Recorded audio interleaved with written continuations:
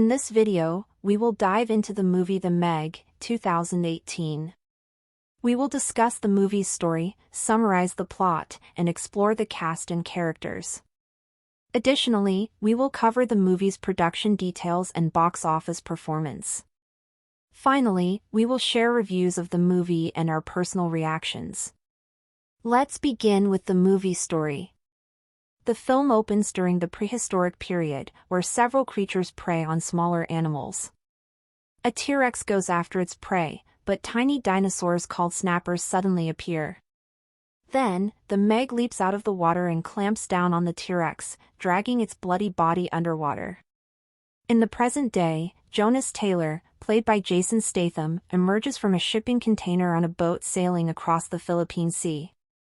He is there to stop a group of men from dumping toxic waste into the ocean. After gathering information, he fights the goons before jumping into the ocean, where he is rescued by Mac, played by Cliff Curtis, and DJ, played by Paige Kennedy, in their helicopter.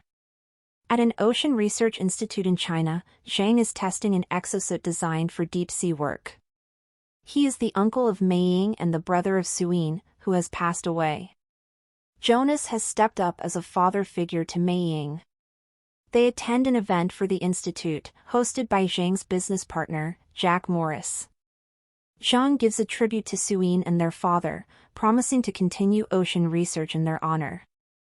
Zhang then presents Heike, a captured Megalodon that appears to respond to his commands.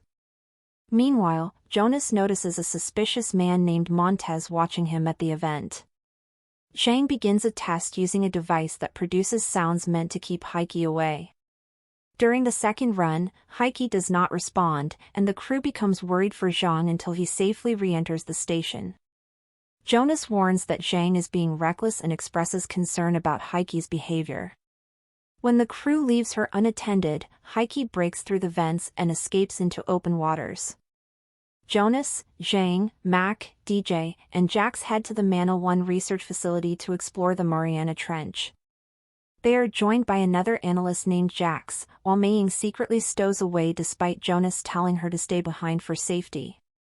While underwater in a submersible, the crew notices that Heike has escaped and is now with two other megalodons. Meanwhile, Montez is leading a mineral harvesting operation.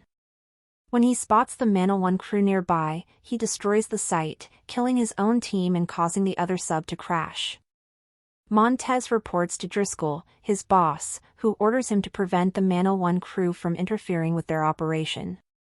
Back at the station, Mac realizes that the sub has been damaged. The crew exits using exosuits, with limited visibility, to reach the nearby station.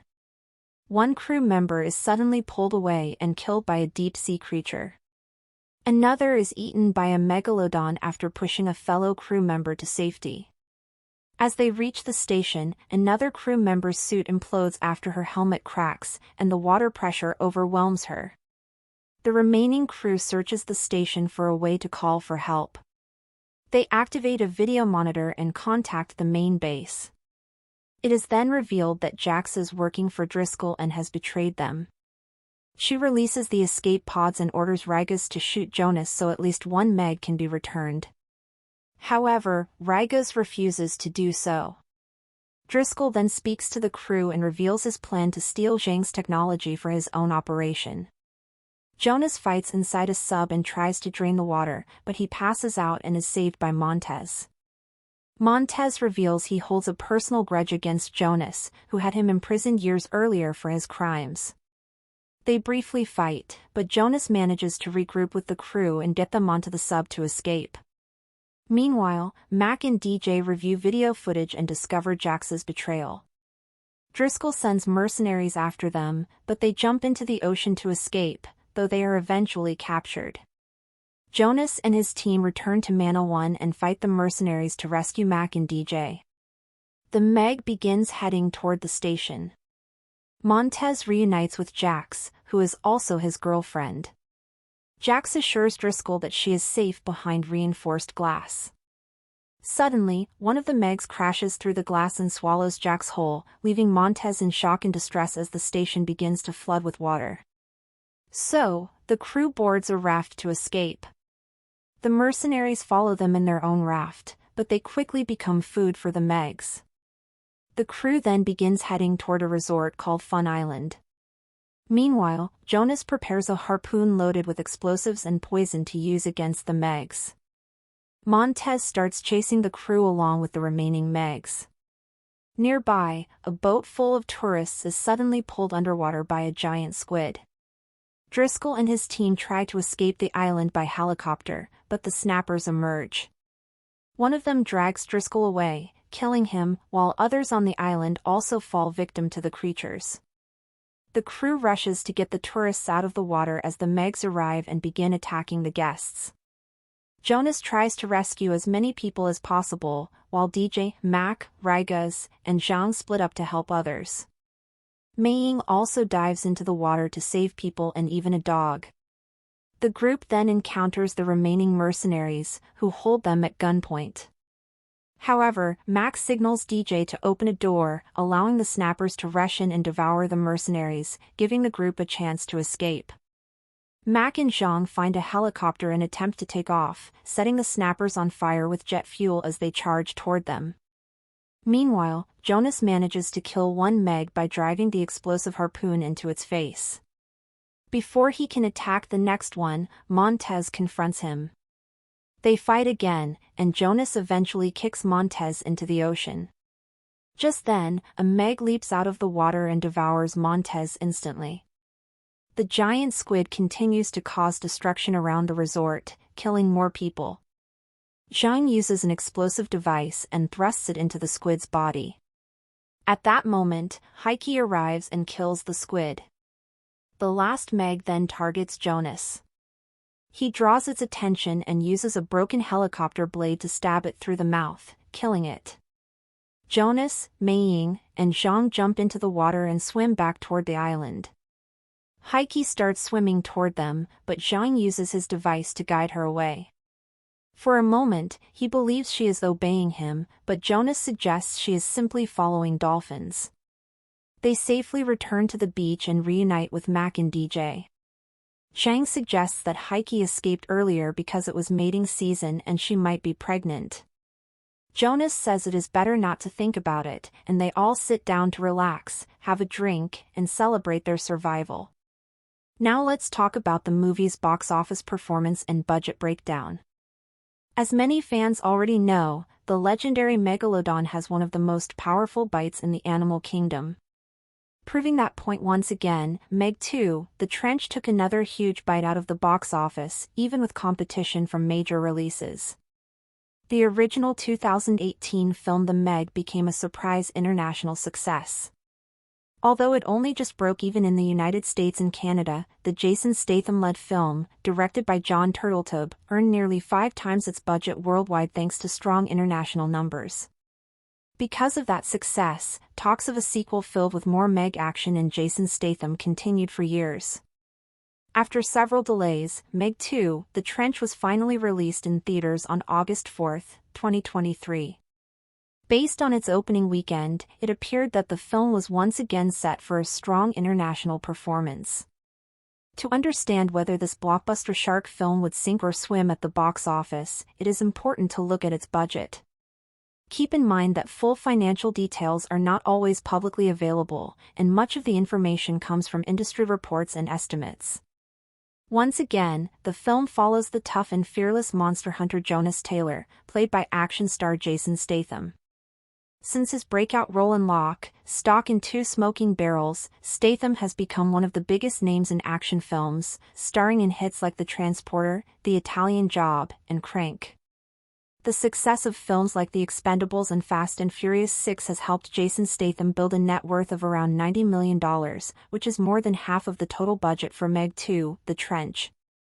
He was likely paid more than his co-stars, with an estimated salary of at least $20 million. Joining Statham are returning cast members from the first film, including Shuya Sophia Kai as Meiying, Cliff Curtis as Mac, and Paige Kennedy as DJ. New additions to the sequel include Chinese star Jing Wu, known for films like The Wandering Earth and Wolf Warrior. The cast is further supported by actors such as Sergio Paris Manchetta, Skylar Samuels, and Melisanthe Mahutt. The total cast cost is estimated to be around $40 million. While Jason Statham is a major draw, the real star of the franchise remains the Megalodon itself. In this sequel, Jonas Taylor faces not just one, but three massive Megs, along with a giant squid. Even though the film is a fun and exaggerated monster movie, the visual effects team worked hard to create a realistic and visually distinct Megalodon. This effort was even greater in the sequel, as the number of creatures increased significantly. Interestingly, the reported budget for Meg 2, The Trench, is slightly lower than that of the first film. The cast and crew did not actually film in the deep ocean. Instead, underwater scenes and ocean floor environments were recreated using sets built at Warner Bros. Discovery Studios. Additional filming took place in China and Thailand. Marketing the film was a major challenge, especially with strong competition from big releases like Barbie. However, Meg 2, The Trench still received solid promotion, starting about 2 months before its release.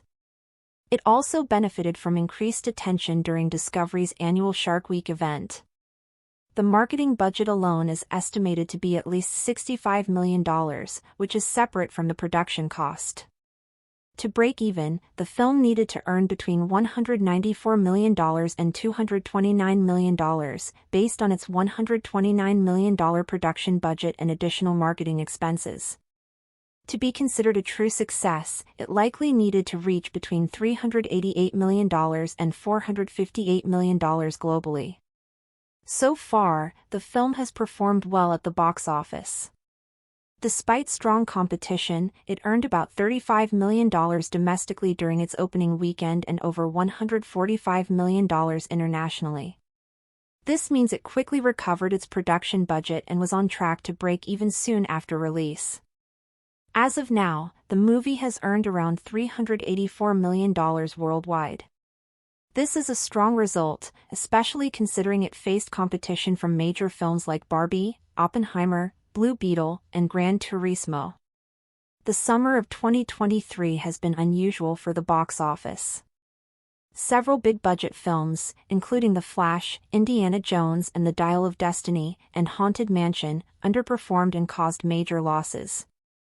However, Barbie and Oppenheimer became huge successes, with Barbie crossing the $1 billion mark and Oppenheimer performing strongly in premium formats. While Meg 2, The Trench may not reach those same heights, it is still one of the more profitable films of the season. One of the most interesting facts is that the film earned around $142 million during its opening weekend, despite receiving only about 28% on Rotten Tomatoes. There are several reasons for this success. The original Meg was also a surprise hit in 2018. It was based on a cult novel that had been around for over 20 years, and the film adaptation had been stuck in development for a long time. With strong marketing and international appeal, the first film went on to earn over $530 million worldwide. The sequel serves as a major test for the franchise's long-term success. Even though it received mixed to negative reviews, it still managed to recover its production budget very quickly and is expected to generate a solid profit. This success is not surprising, as the film benefits from global appeal, especially as a Chinese-American co-production, which helps boost its performance in international markets. Accordingly, the film is designed to appeal to both the Chinese market and international audiences.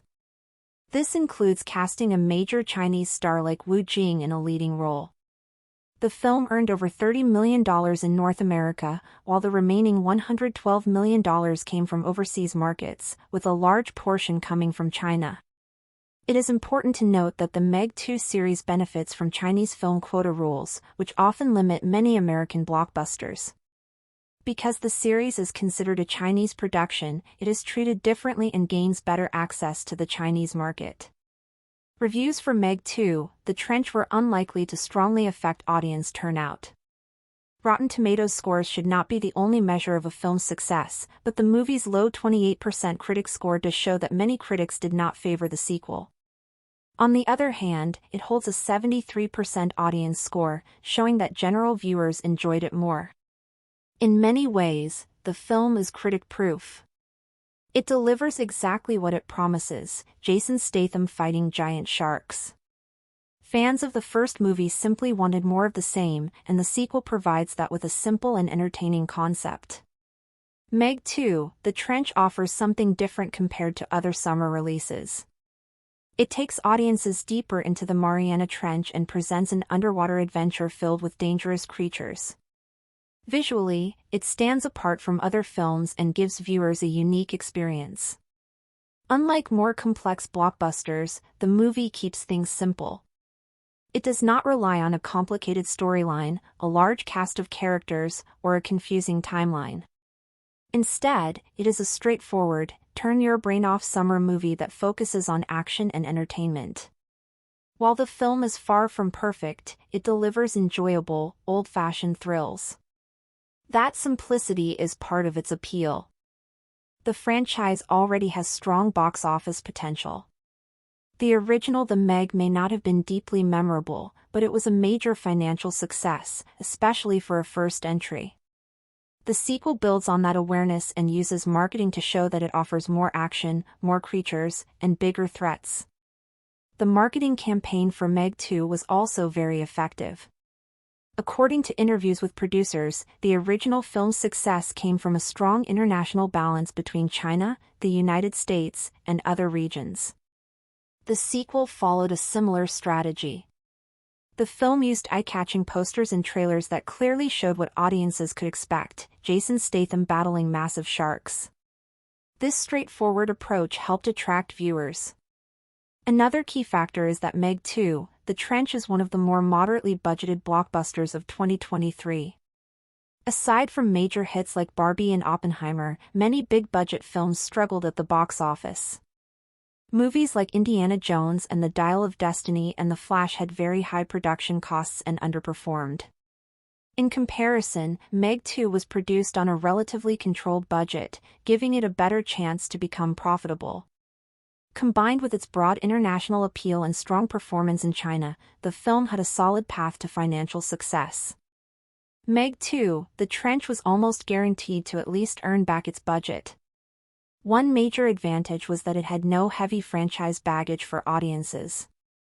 The summer of 2023 was filled with sequels like Indiana Jones 5, Transformers, Rise of the Beasts, and Fast X.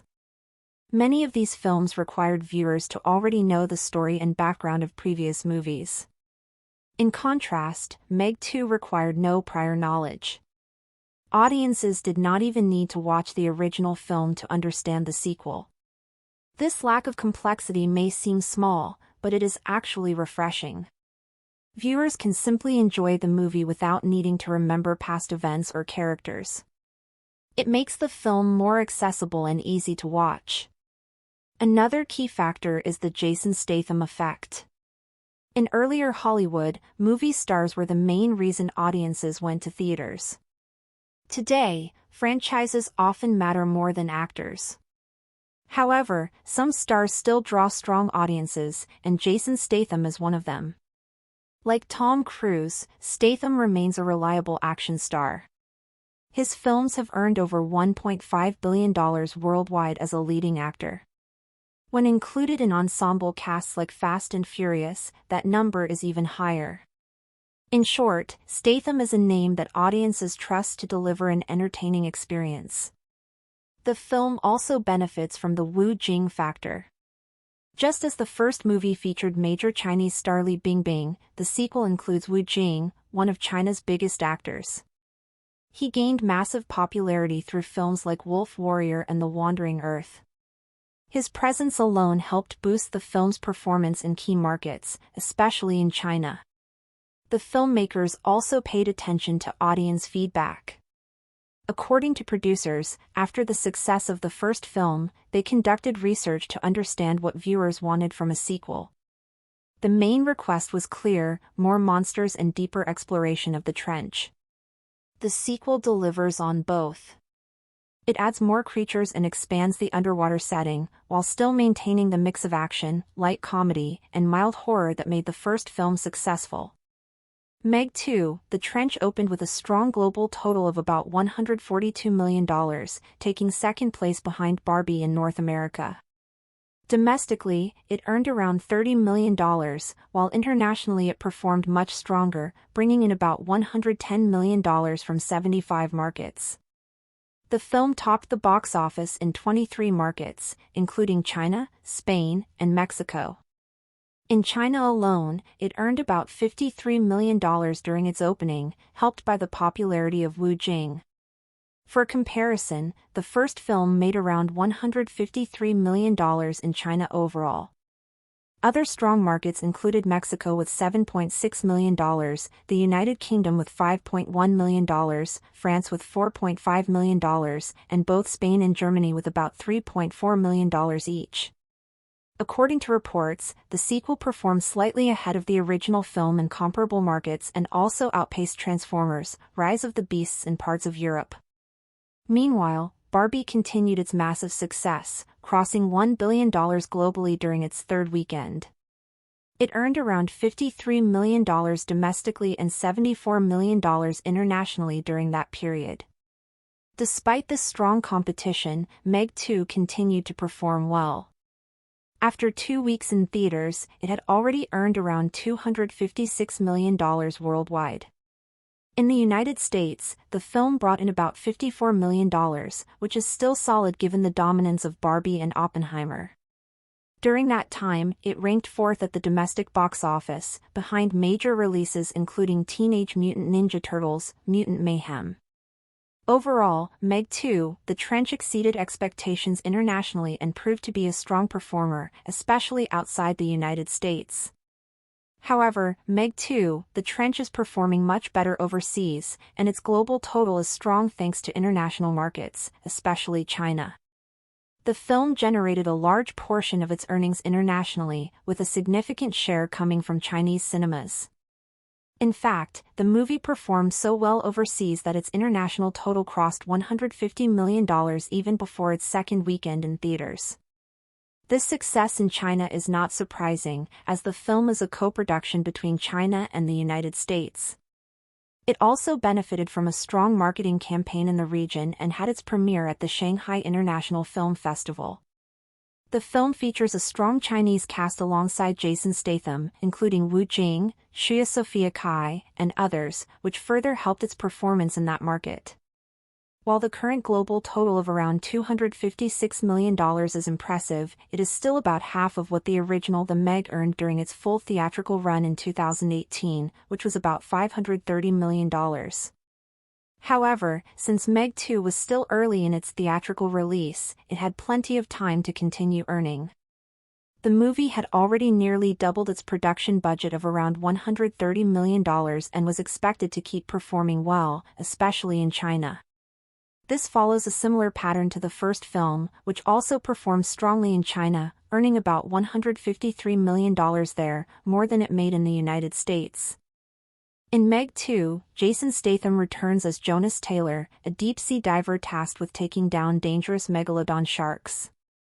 The situation becomes even more dangerous when additional deep-sea creatures emerge after a mining explosion disturbs the ocean floor.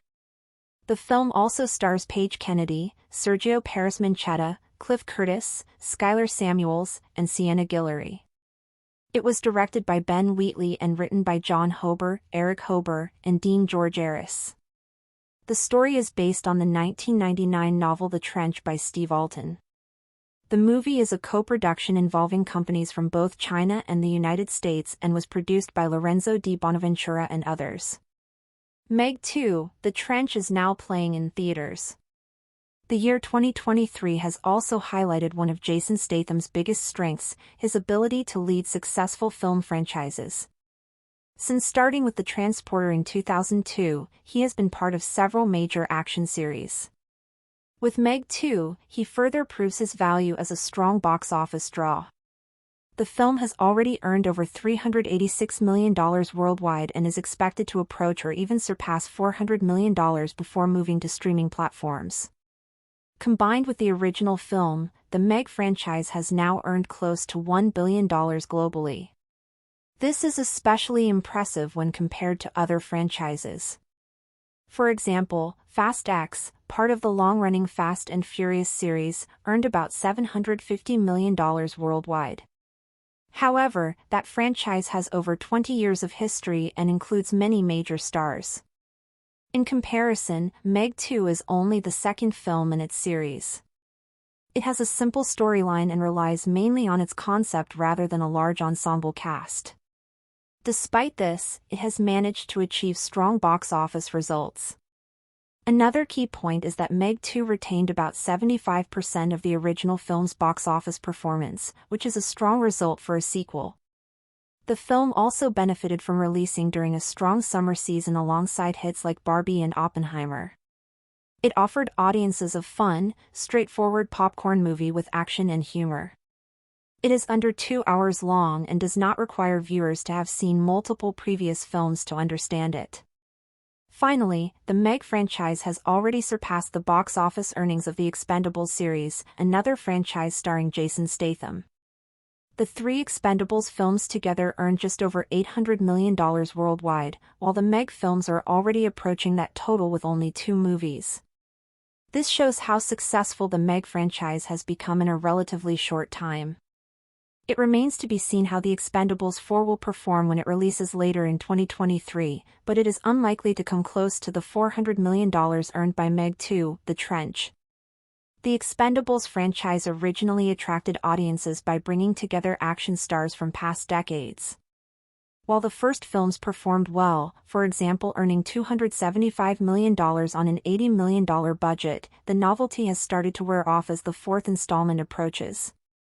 In contrast, the Meg franchise continues to attract audiences by promising bigger creatures and more exciting action, even if the film receives lower critic scores. One important reason for the franchise's success is that Jason Statham is the clear lead. Unlike his roles in other franchises like Fast and Furious or The Expendables, where he shares the spotlight with many big names, the Meg films place him at the center. With fewer major co-stars, Statham is able to fully carry the film, and his action-driven presence stands out more. This focus has helped make the films more successful, as audiences connect directly with his character. After the success of Meg 2, The Trench in 2023, it is very likely that a third film will be made, with fans eager to see Statham face even more dangerous sea creatures. Now, let's move on to the review. 5 years after the original film made a strong impact at the 2018 summer box office, Meg 2, The Trench arrived in theaters. While the first movie was a fun and entertaining experience, the sequel does not deliver the same level of enjoyment. No one expects a movie like this to be a masterpiece, but unfortunately, the sequel falls into the category of being bad without being entertaining. There are still some positives. Jason Statham remains a charismatic lead as always. The relationship between Jonas and Rainn is one of the stronger parts of the film and provides some of the only emotional moments. While most viewers come for the monster action, their bond feels believable and adds some depth. Paige Kennedy as DJ is easily the funniest part of the movie. His jokes land well, and he brings energy to every scene he is in. His presence makes the film more enjoyable, and it even makes you wish that more characters from the first film had returned. There are also some good action sequences, even though they are limited. Director Ben Wheatley makes a few interesting choices that help certain scenes feel fresh. The camera work stands out at times, and the way Jonas outsmarts the sharks is engaging. The final act, especially the Megalodon fight, is a mix of ridiculous and exciting, and it delivers the kind of fun the movie should have had throughout.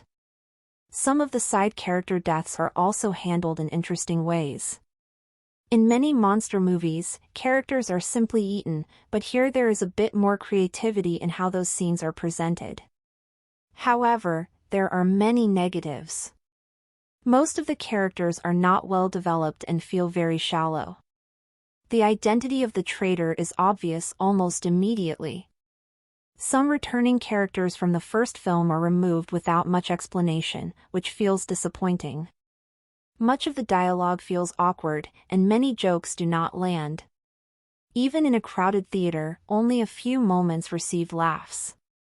Another major issue is the lack of focus on the megalodons. Even though there are 3 sharks, they are not shown as much as expected. Instead, other sea creatures take up a large part of the action. While it is interesting to include new monsters, it feels strange for a movie centered on giant sharks to focus less on them. Overall, while there are moments of fun and some strong elements, the film struggles with weak characters, uneven pacing, and missed opportunities. I expected the Megalodon to be the main star of the film. I did not want to see a series of random reptile-like creatures attacking people every few minutes, especially during the final act, where the giant shark should have been the main focus. There is surprisingly very little Megalodon action in this movie. In fact, it feels like most of it was already shown in the trailer. That explains why the trailer seemed to reveal almost the entire film. There simply was not much more footage to show. I was also disappointed with the final act. While the first and second acts had some decent moments, the Meg versus human action in this film does not come close to the level of the first movie, except for the very ending when things finally become interesting. Overall, Meg 2, The Trench does not feel unique. Aside from a few action scenes, the plot is very generic and the dialogue is dull. At times, the movie becomes repetitive and boring, making it feel like something you have already seen many times before. Some scenes feel heavily inspired by other films, especially Jurassic Park, but not in a creative way. Instead, they come across as copies rather than fresh ideas. This makes you wonder if the movie would have worked better as a more self-aware or even comedic project. No one expects a masterpiece from a film like this, but audiences at least expect to enjoy their time. Unfortunately, this movie does not fully deliver that experience. It is not something I would strongly recommend, and honestly, those 2 hours could have been spent better.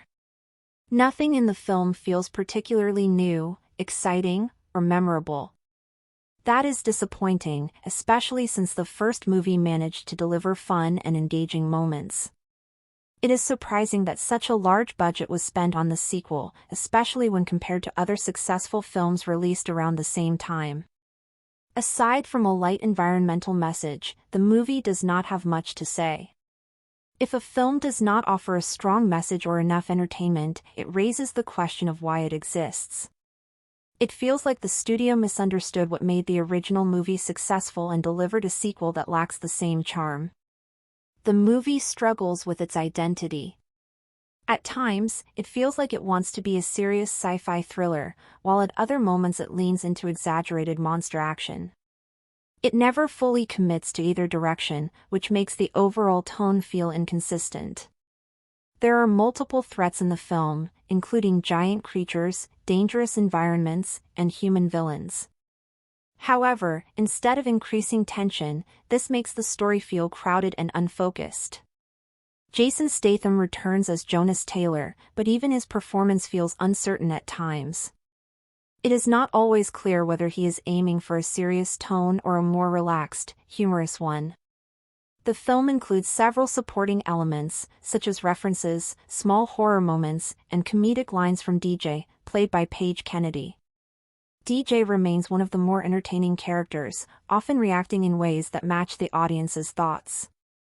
Statham still has moments where his delivery brings a smile, even if the dialogue itself is not particularly strong. However, the film spends too much time on side characters, including Mei Ying and Zhang, which slows down the pacing. By the end, the story even hints at a lighter, almost sitcom-like direction, suggesting a very different tone for a possible third film. If that happens, the franchise may need a major rethink to stay engaging. There was a time when Jason Statham was known for bold and over-the-top action films. These movies were not realistic, but they were entertaining because they fully embraced their style. Audiences enjoyed the absurdity and often rewatched them for fun. In those films, he could perform unbelievable action scenes, and even though they were unrealistic, they were memorable and exciting. That energy is missing here. While Meg 2, The Trench tries to deliver large-scale action, it does not fully capture the fun and excitement that made earlier action films enjoyable. When Jason Statham started becoming a bigger star, franchise demands began to take over, and some of his unique personality was lost. It made sense for him to join the Fast and Furious series, but he has not done anything particularly standout in it. That earlier version of Statham can still be seen in brief moments in Meg 2, The Trench, but overall, he takes a back seat to the giant sea creatures. The original 2018 film about a giant prehistoric shark was never meant to be taken seriously, but the sequel often feels like something imagined by an overexcited child. This time, there are giant octopuses, strange creatures, high-tech suits, and exaggerated underwater scenes. At one point, Jonas even faces multiple Megs using a jet ski and a homemade explosive harpoon. Later, he kicks a man into the mouth of a jumping shark. The film is clearly unrealistic, and while that could have been fun, it does not fully embrace that energy. The story takes place a few years after the first movie.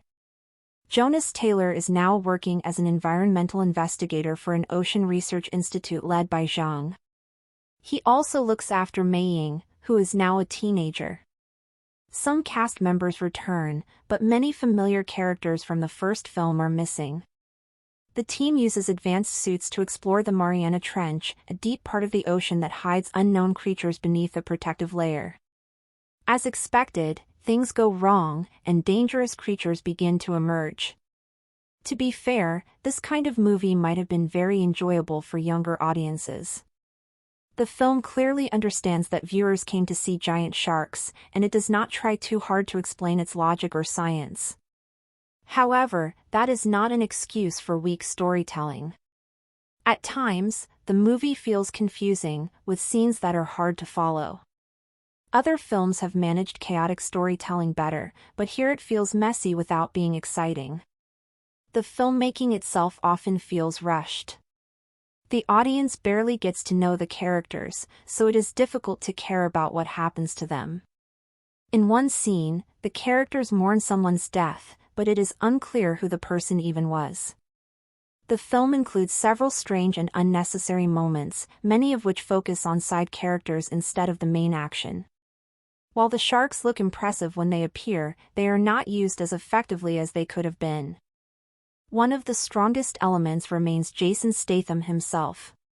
He has a unique presence and can make even simple moments more engaging. His serious expression adds a layer of humor when placed in absurd situations. There are brief moments where his classic action style returns, such as when he lifts a large helicopter blade to fight a massive shark. These scenes hint at what the movie could have been if it leaned more into that style. However, those moments are rare.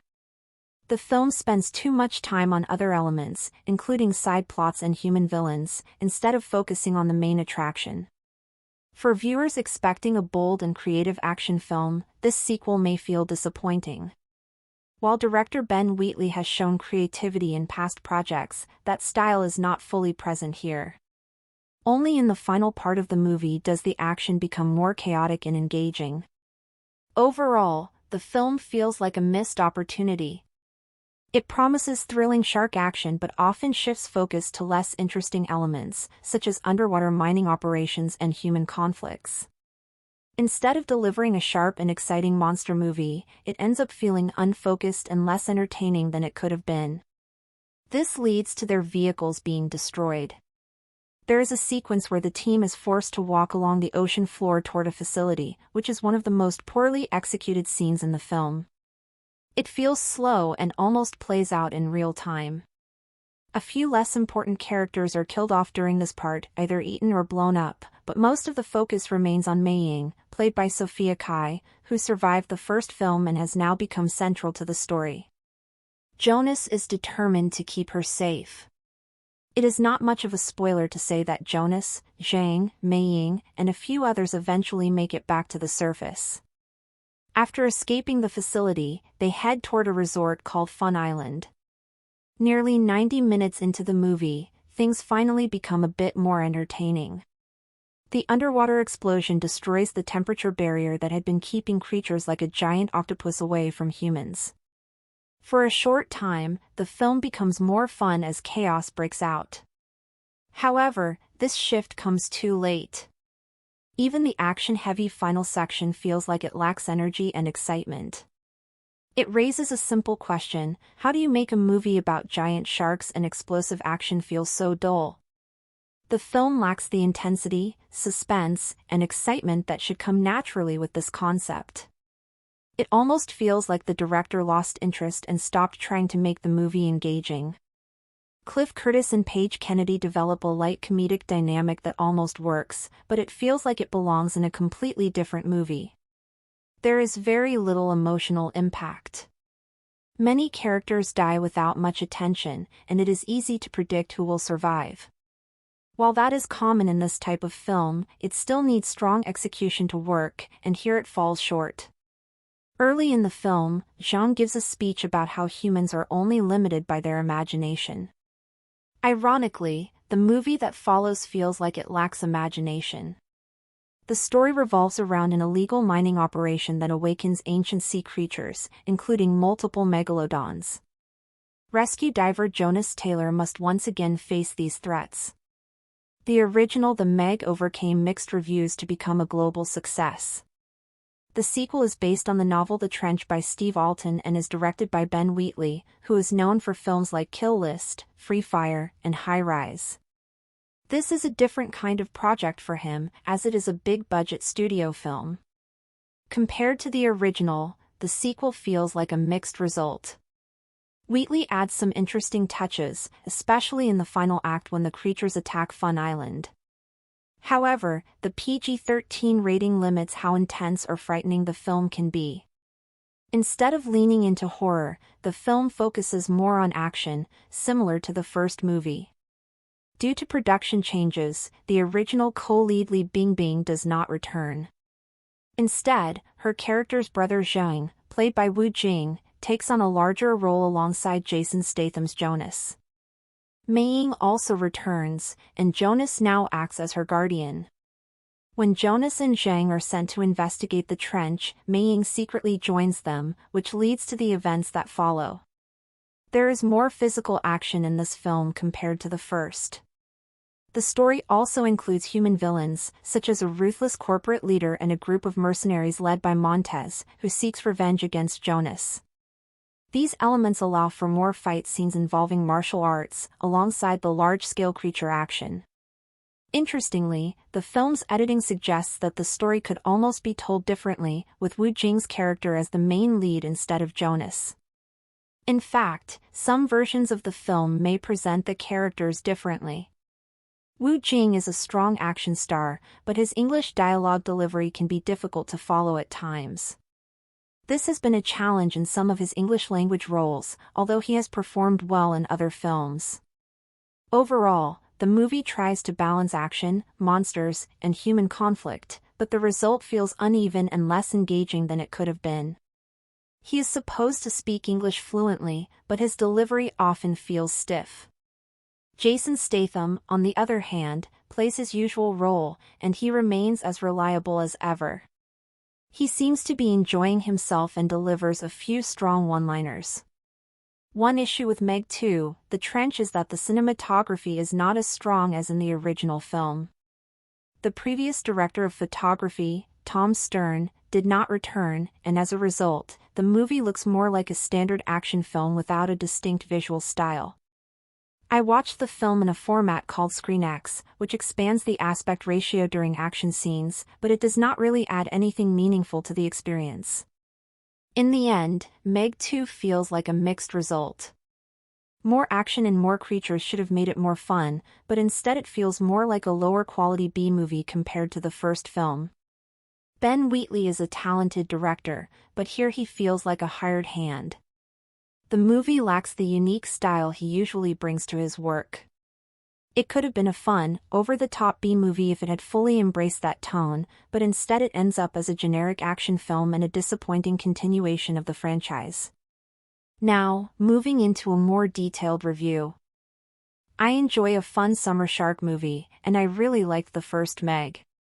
It was exciting, had strong moments of suspense, and featured characters you could somewhat care about. It was focused and knew exactly what it wanted to be. That is why it is disappointing to say that Meg 2, The Trench, is one of the most underwhelming movies of the year. In this film, Jonas Taylor leads a research team on a deep-sea mission. Things quickly go wrong when an illegal mining operation disrupts their work, leading to a dangerous fight for survival against giant sharks and harsh ocean conditions. The team must try to escape while dealing with both creatures and human threats. The performances in the movie are average at best. Jason Statham is decent and is easily the strongest part of the film. However, his character feels inconsistent. He is presented as a researcher, yet suddenly shows advanced combat skills and martial arts abilities. While Statham himself is known for action roles, it does not fully fit the character here. Aside from him, most of the characters are very shallow and lack development. Many of them survive situations that feel unrealistic, which reduces the tension. One of the biggest problems is the shift in focus. The first film was simple and centered around a single shark. This sequel moves away from that and introduces multiple creatures, including a giant octopus and other threats. While expanding the scale might sound like a good idea, it does not work well here. The additional creatures do not add meaningful suspense and instead distract from the main conflict. The direction and cinematography are among the few positive aspects. Some scenes are well shot, and there are moments where the camera work helps build tension. Certain action sequences are framed in a way that creates excitement. However, the visual effects are inconsistent. In some scenes, they look good, but in others, they feel noticeably weaker than in the first film. This takes away from moments that are meant to feel intense or suspenseful. There is one scene on the beach that stands out visually, showing the Meg attacking from a unique angle, and it works well. But overall, the effects do not maintain that quality throughout the film. In the end, Meg 2, The Trench offers very little that feels fresh or memorable. It does not live up to the first film in any way. The larger scale of the movie actually becomes one of its biggest problems. It suffers from having too many characters and too many ideas, and it never feels clear about what it is trying to be. Maybe if a third film is made, it can return to a simpler concept and focus mainly on the sharks. But for now, this sequel feels like a missed opportunity. The success of films like Barbie has shown that audiences are still willing to go to theaters when they are offered something fresh and exciting. It also proves that original films can succeed, instead of relying only on sequels and familiar formulas. However, Meg 2, The Trench feels like the opposite of that. It comes across as a typical big-budget sequel made mainly to continue a franchise rather than to tell a strong story. It follows a very familiar formula, heavy use of visual effects, less focus on character development, and a story built around spectacle rather than substance. In that sense, it represents what many mainstream movies have been doing for years. While it has a few entertaining moments, especially in the final act, most of the film feels dull. It delivers some action, but not enough to make it memorable. The movie opens in prehistoric times, showing sea creatures, a T-Rex, and eventually a massive megalodon that attacks and dominates everything. This scene sets expectations for a thrilling monster movie. The sequel features multiple Megs, including one that is kept in captivity. They are designed with sharp teeth and massive bodies, making them look intimidating. The film also includes other creatures like giant octopuses and strange reptile-like animals. Jason Statham returns as Jonas Taylor, now working as an environmental protector. Wu Jing appears as his colleague, though he does not get as many action moments as expected. His character is shown trying to communicate with the Meg. There are also human villains and supporting characters, but most of them feel generic and forgettable. One major issue is the dialogue. It often feels unnatural and lacks impact. Some lines sound forced or overly simple, almost as if they were written without much creativity. The story itself feels like a collection of basic ideas put together rather than a well-structured narrative. Scenes move from one event to another without strong connections or build-up. The plot follows Jonas leading a deep-sea mission into the Mariana Trench. There, they discover a hidden mining operation and are forced to escape dangerous conditions while being hunted by sea creatures. Eventually, the story shifts to Fun Island, a tropical setting that serves as the location for the final action sequences. This is where the movie becomes more entertaining, with large-scale chaos, attacks, and destruction. These are the moments audiences come for: Jonas riding a speedboat, using explosive harpoons, and fighting giant sharks. There are also scenes of helicopters being attacked and villains getting eaten, which deliver some excitement. Director Ben Wheatley does manage to bring some energy to the final act, where the action becomes bigger and more intense. However, it takes too long to reach that point. Overall, Meg 2, The Trench feels like a film that focuses more on scale than substance. It has bigger creatures and more action, but it lacks the charm, focus, and excitement that made the first movie enjoyable. In the end, it is a generic blockbuster that offers moments of fun but fails to leave a lasting impression. That is not the same as making a good film. The Meg movies seem to have moved away from being straightforward blockbusters and instead turned into something more self-aware and over-the-top, almost like playful, exaggerated monster films.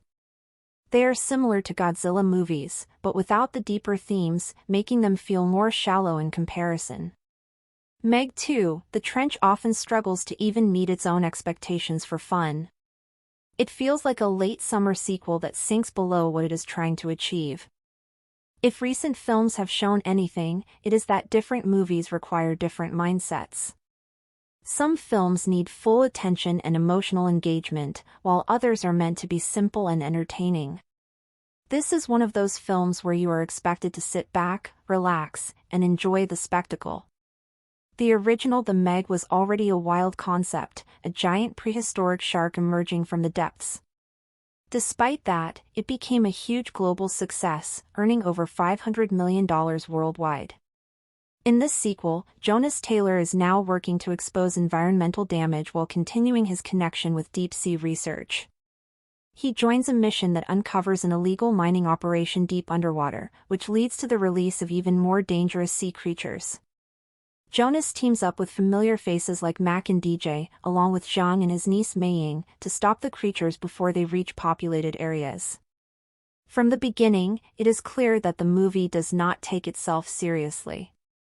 It is designed as a big, exaggerated action film with giant creatures, advanced technology, and unrealistic scenarios. The sequel follows the common pattern of being bigger and louder than the original. There are more creatures, more action scenes, and more chaos. Jonas is given more opportunities to fight, including underwater battles, explosive attacks, and high-speed action moments. The film includes underwater suits, extreme deep-sea walking sequences, and large-scale destruction caused by the creatures. It also features plenty of PG-13 action, where danger is present but not too intense. Director Ben Wheatley, known for his unique style, shows that he can handle a large-scale blockbuster. However, while the film has moments of fun, it never fully commits to its wild concept until the final act. Many scenes introduce exciting ideas but do not explore them enough.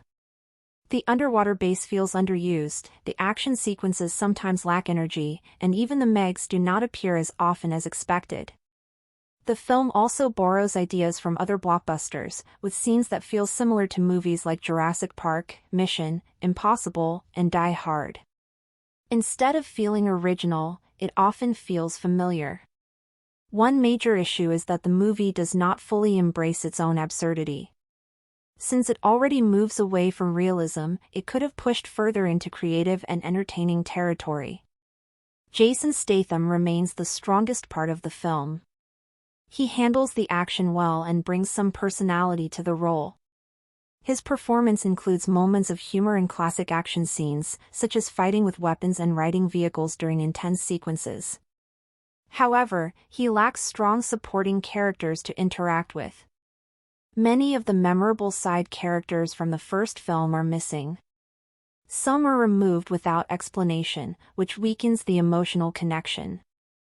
Meiying returns and tries to add a family dynamic, but it does not have the same impact as before. Mac and DJ provide some lighter moments, and Wu Jing brings energy, but overall the supporting cast feels less engaging. In the end, the film delivers some entertaining moments, especially in the final act, but it does not fully succeed as a complete experience. It has the elements of a fun monster movie, but it does not use them effectively enough. The result is a film that feels bigger, but not better, and one that misses the chance to fully embrace what made the original enjoyable.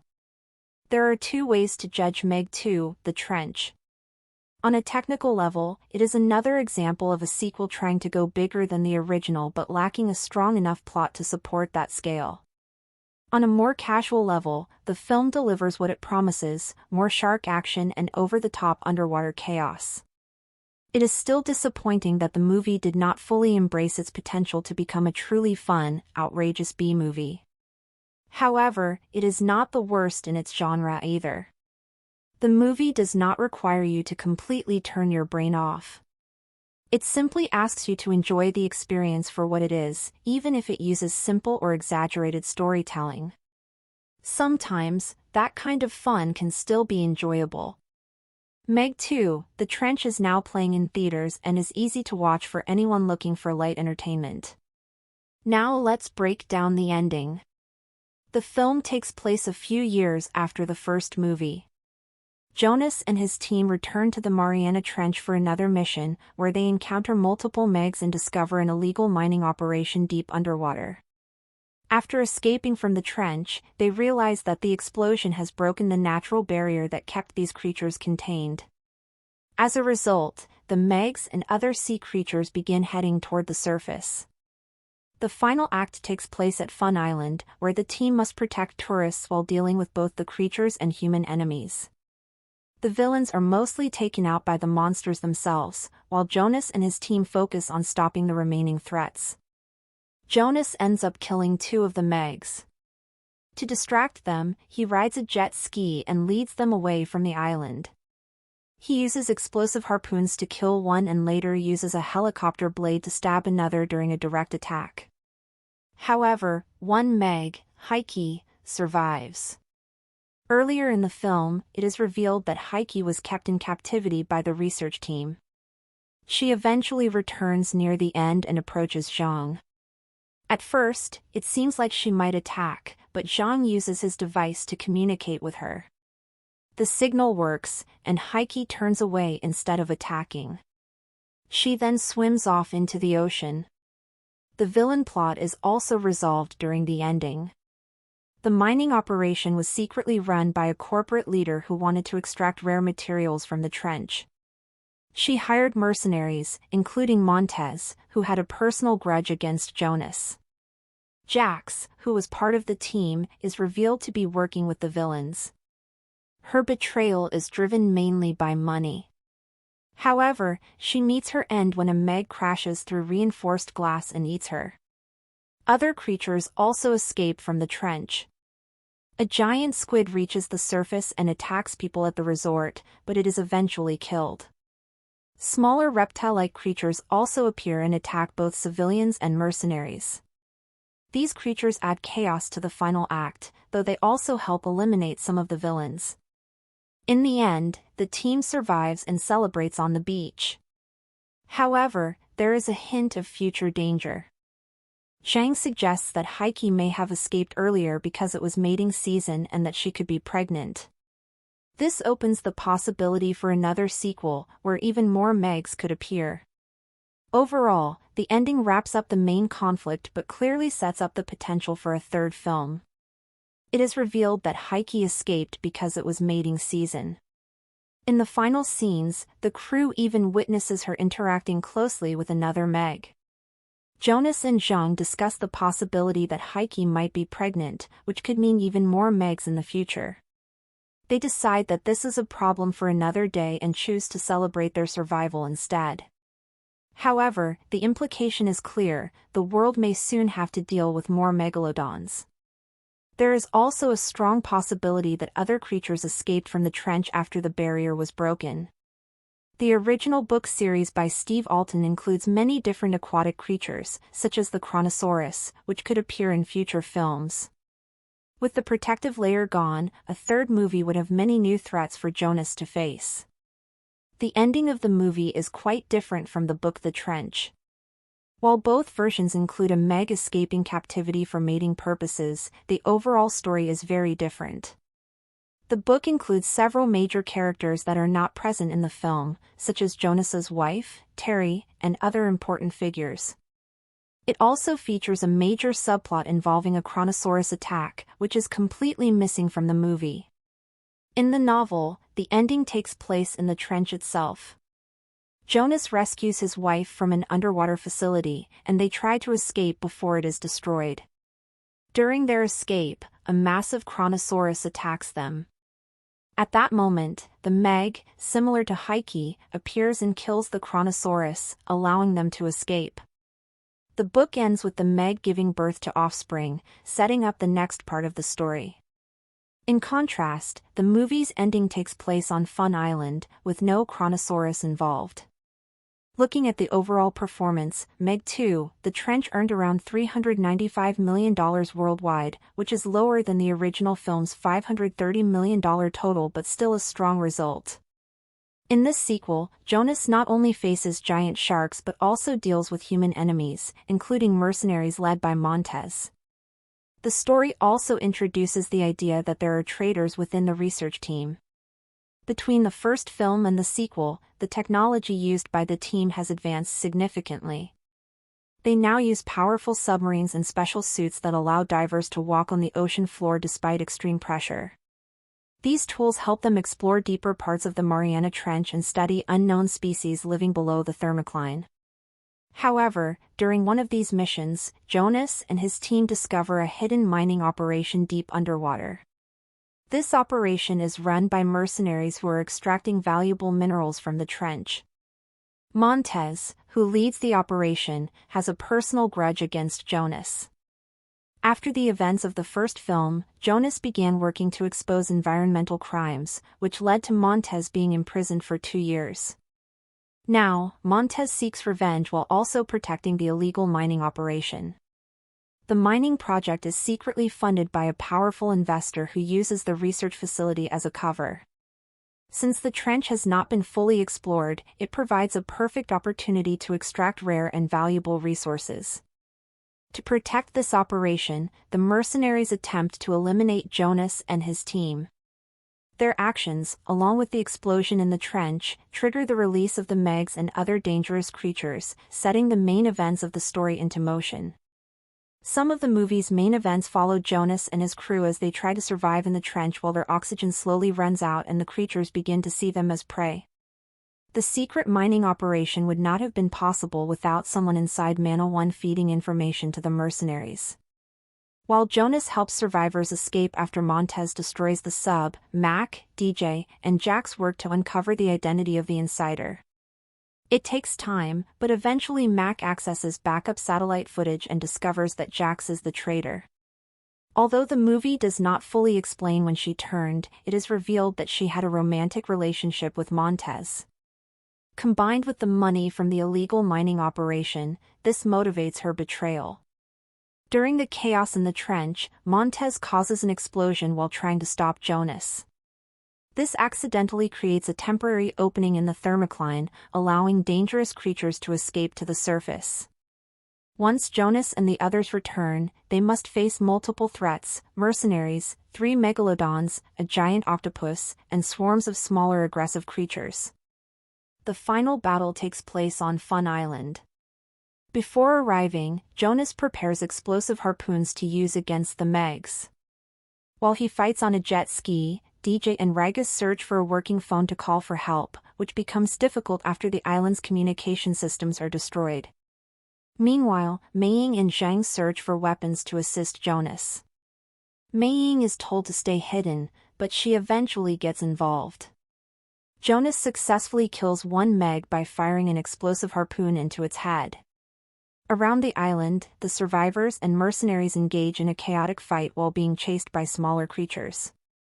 DJ and Ragas eventually find a satellite phone and contact the authorities.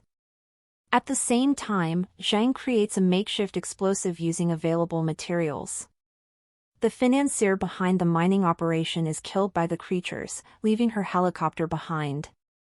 Mac and Zhang attempt to use it to support Jonas. Jonas later confronts Montez in a final fight, which ends when Montez is suddenly eaten by a Meg. During the chaos, Meiying leaves her hiding place to help a stranded tourist. However, the situation becomes more dangerous when a giant octopus attacks. Zhang goes to rescue her instead of continuing the fight. The octopus destroys the helicopter, leaving Max stranded in the ocean. Zhang attempts to kill the creature using his explosive, but it survives. Just as things seem hopeless, Heike arrives and kills the octopus, saving Zhang. When Jonas realizes Mac is in danger, he rushes to rescue him. He then uses a helicopter blade to kill another Meg during an intense attack. At the end, only Heike remains. At first, it seems like she might attack the group, but Zhang uses his device to communicate with her. She responds and swims away, though Jonas suggests she may simply be following dolphins. Eventually, the authorities arrive at Fun Island after the battle ends. To summarize the outcome, Montez and the mercenaries are killed, mostly by the creatures. One Meg is killed by an explosive harpoon, another is killed with a helicopter blade, and the giant octopus is killed by Heike. The smaller creatures are either defeated or scattered. DJ even saves Meiying at one point, and she safely returns to the beach along with the dog that also survives. In the end, the heroes survive and share a moment of relief, bringing the story to a satisfying conclusion. However, the danger is not over yet. At the beginning of Meg 2, The Trench, we are introduced to Heike, a megalodon raised in captivity. About a week before the events of the film, Heike begins to act strangely and stops responding to commands. One night, she escapes from her enclosure.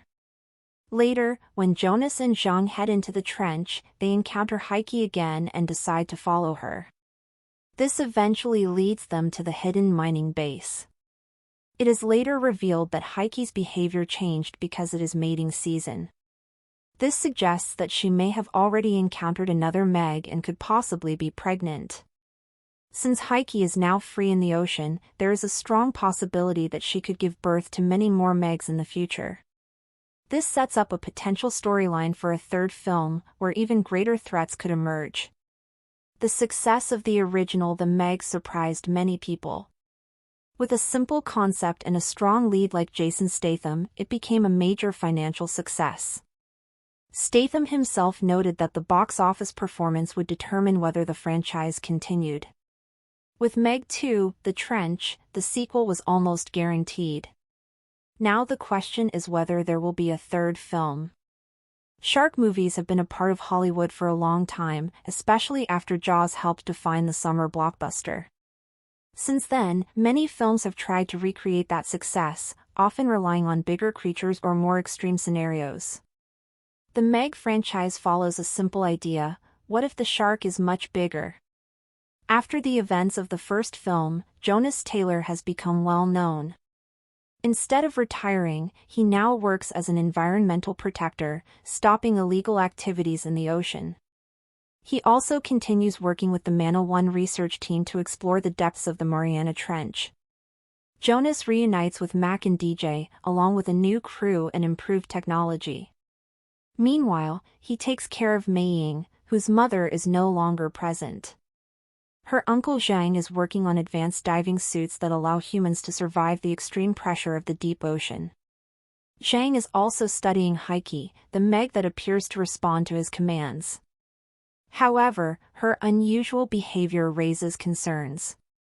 Jonas, Zhang, and the team prepare for another mission into the trench. During their exploration, they discover a hidden research and mining base deep underwater, something they did not expect to find. At the same time, Heike escapes, confirming that it is mating season.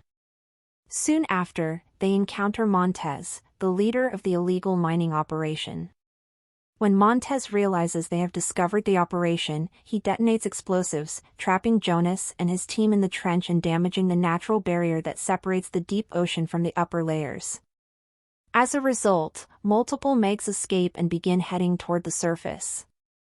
The team is forced to walk several kilometers along the ocean floor to reach a nearby base, facing dangerous creatures and extreme conditions along the way. During this journey, they lose several members of their team. When they finally reach the facility, they discover that their rescue vehicles have been sabotaged. This confirms that there is a traitor within Megalodon. At the same time, they continue to face attacks from strange and aggressive marine creatures. As the situation worsens, Jonas and the remaining survivors must find a way to escape the trench, stop the creatures, and uncover the full extent of the betrayal. The base has been heavily damaged, and although the team reaches the control room, the facility goes into lockdown. Jax, one of the workers at Megalodon, contacts the team through a video call and reveals herself as the traitor. She destroys the remaining escape vessels and hands control over to the group's secret financier, Driscoll. Driscoll explains that her investment in Megalodon was only a cover to steal Zhang's technology and exploit the ocean for profit. She sends mercenaries to the station to capture or eliminate anyone who stands in her way, forcing Mac and DJ to hide. Meanwhile, Jonas and Zhang escape the base using a submersible and head back toward Megalodon. During the chaos, one of the Megs breaks through reinforced glass, killing Jax and shocking everyone at the station. Now, Jonas, Zhang, Meiying, Raigas, Mac, and DJ must deal with both the mercenaries and the escaped Megs. After several intense action sequences, the team escapes on a small boat. Zhang realizes that the Megs will likely head toward the nearest landmass, a tropical resort called Fun Island. The mercenaries follow them there. On the island, chaos begins as smaller creatures attack first, quickly taking out many of the mercenaries and even Driscoll.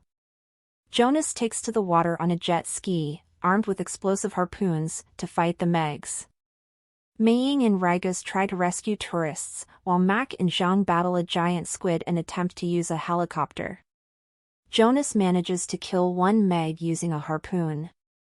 Another Meg attacks, but Heike suddenly appears and kills the squid, saving Zhang. Jonas then confronts Montez, who is seeking revenge. Their fight ends when Jonas kicks him into the water, where a Meg devours him. In the final battle, Jonas kills the last Meg by using a helicopter blade to impale it during its attack. At the end, Jonas, Zhang, and Meiying are in the water when Heike approaches. Zhang uses his device to signal her, and she turns away instead of attacking. Jonas believes she is simply following dolphins, but the moment still suggests she may not be a threat. The team returns to the beach, where Jonas, Zhang, Meiying, Raigas, Mac, and DJ relax and celebrate their survival. The ending of the movie is very different from the original novel The Trench. While both versions include a Meg escaping captivity to mate, the overall storylines are very different. In the book, the captured Meg, named Angel, escapes and later gives birth to offspring, setting up future events. The movie, however, keeps things simpler and focuses on the battle at Fun Island. Meg 2, The Trench does not include a post-credits scene or a major cliffhanger. However, it leaves enough hints, such as Heike possibly being pregnant, to suggest that a third film could happen. The final act delivers large-scale action, with multiple battles happening both on land and in the water. Jonas uses explosive harpoons and a jet ski to fight the Megs, while also dealing with mercenaries and other creatures. In the end, the film wraps up its story while leaving the door open for future installments, combining action, chaos, and monster battles into a typical blockbuster finale. It really makes you wonder how Meg 2, The Trench managed to get a PG-13 rating. On the island, there are small dinosaur-like creatures that attack and kill several characters, including Driscoll and her team, in scenes that feel similar to Jurassic Park. Thankfully, Jonas and his crew are able to fight back and survive these attacks. Jonas gets most of the action moments. In one of the final scenes, he uses the blade of a crashed helicopter to stab and kill one of the Megs. Meanwhile, Heike chooses not to attack Zhang, the person who raised her, and instead swims away after killing the giant octopus. Jonas assumes that she is simply following a group of dolphins, but Jean believes that she responded to his signal after years of training. In the end, Jonas returns to the island and continues taking care of Mei Ying, whom he has looked after since the first film. Although they celebrate their survival, there is still concern about the future, especially the possibility that Heike is pregnant. That is a problem for another day. The ending of Meg 2 includes a lot of action, but it also highlights one of the film's weaknesses. While the first movie focused clearly on a small number of Megs, the sequel introduces many different creatures but does not give enough attention to any of them. Heike, in particular, could have been a much more interesting focus for the story. Her connection with Zhang and her struggle between captivity and freedom had the potential to add depth. Instead, the film spreads its attention across too many elements, including dinosaurs, human villains, and a giant octopus. A stronger approach might have been to focus more on Heike and her relationship with the humans. This could have explored whether Jonas should really be fighting a creature that may not be fully hostile. That kind of moral conflict is mostly ignored, and the film instead focuses on large-scale action and chaos. Because of this, the movie misses the chance to build a more meaningful story. It could have been a more engaging monster film if it had developed these ideas further. Looking back at the franchise, the original The Meg, 2018, told the story of Jonas Taylor, a rescue diver who encounters a massive prehistoric shark.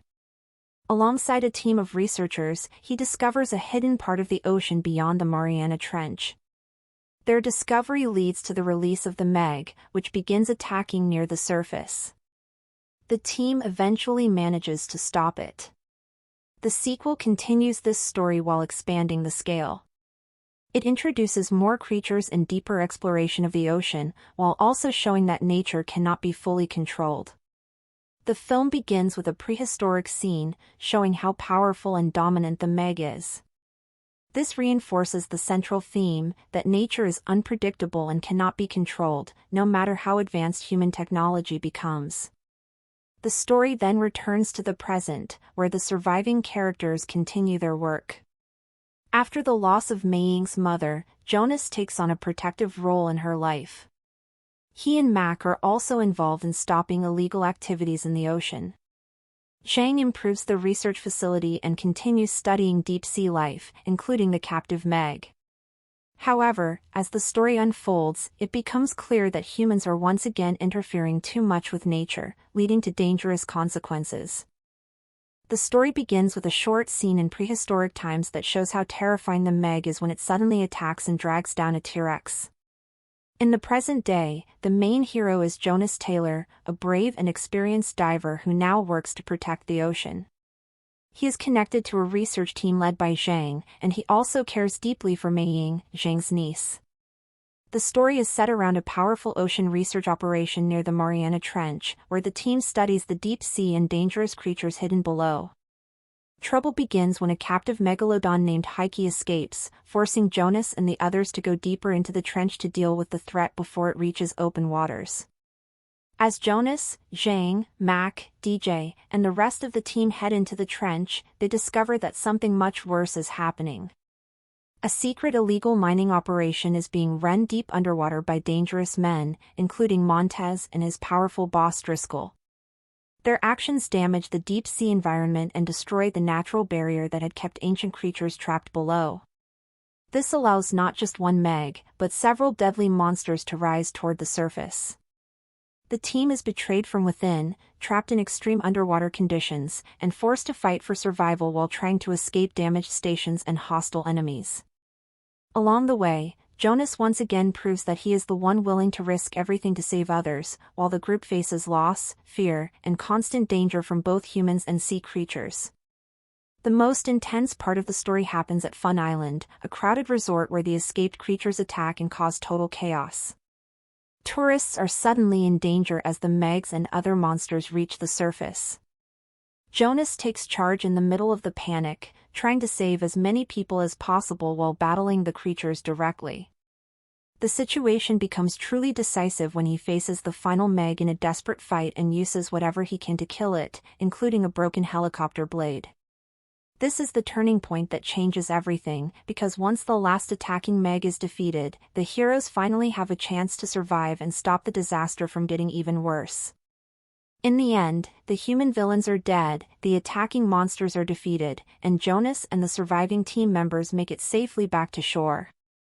Zhang is able to guide Heike, the Meg that had once been captured, away from the group instead of killing her, which leaves the ending with a small sense of mystery. Jonas, Meiying, Zhang, Mac, and DJ reunite on the beach, exhausted but alive, and share a quiet moment after everything they have been through. The story ends with the feeling that people may win one battle, but the ocean is still full of secrets and dangers beyond human control. 5 years after a disastrous rescue mission left him branded unstable, expert deep-sea diver Jonas Taylor is called back into action when a submersible exploring the Mariana Trench is attacked by an unknown creature and stranded at the bottom of the Pacific. The expedition is tied to Mana 1, an advanced underwater research facility led by Dr. Minwei Zhang and his daughter Suyin. When Jonas joins the rescue, he discovers that the threat is not mechanical or imagined at all, but a living Megalodon, a prehistoric shark thought to have gone extinct millions of years ago. As the team brings survivors back to safety, the creature escapes the hidden ecosystem below the trench and enters open water, turning a scientific breakthrough into a worldwide danger. What follows is a race to stop the enormous predator before it reaches heavily populated waters. Jonas, Suyin, Mac, Jax, DJ, and the rest of the crew work together to track and kill what they believe is the only Meg, only to learn too late that a second, even larger one is still out there. The shark's attacks become more destructive, costing the team both allies and precious time, and the crisis finally erupts at a crowded beach in Sanya Bay. In the climactic battle, Jonas confronts the beast head-on and manages to cripple it by striking its eye, after which the shark is finished off in a feeding frenzy triggered by its own blood. The story ends as a blend of survival thriller and giant monster spectacle, with Jonas emerging not just as an action hero, but as someone who finally proves he was right all along. The real reviews were mixed, but several critics agreed that the movie works best when it embraces its ridiculous premise. The Guardian called it a fun piece of pulp and said its nonsense science and monster movie clichés still made for an enjoyable night out if you went in with the right expectations. At the same time, the paper noted that the film leaned heavily on familiar formulas. Rotten Tomatoes critics' consensus was harsher, saying the movie sets viewers up for a good old-fashioned B-movie creature feature, but does not have enough thrills or enough cheesy bite to fully pay that off. Other real reviews landed in a similar middle ground. RogerEbert.com said the film is basically a cheesy shark thriller, but praised it for knowing exactly what kind of late-summer entertainment it wanted to be and for using Jason Statham well as its straight-faced center of gravity. IGN was more enthusiastic, giving it a 7.3/10 and summing it up as Statham vs. Shark.